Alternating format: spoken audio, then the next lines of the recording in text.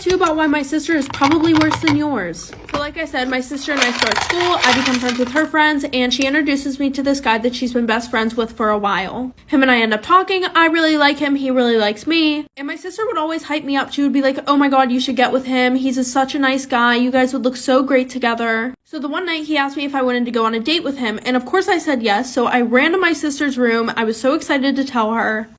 So I knock on her door, I go in, and I'm like, oh my gosh, guess what? She's like, what? I'm like, he asked me out on a date, and she just sits there and stares at me. And when I ask her what's wrong, she's like, oh my god, you knew that I liked him, you're such a bad sister, I would have never done this to you. So then I started to feel bad, but then I didn't because I remembered how she used to hype me up. So the next day, a few hours before my date, she comes in my room. She's like, hey, I'm really sorry about how I acted yesterday. I would love to help you get ready for your date if you'll let me. I feel so bad. And we're sisters, so of course I get over it, and I tell her yes, I want her to help me, like for part 3.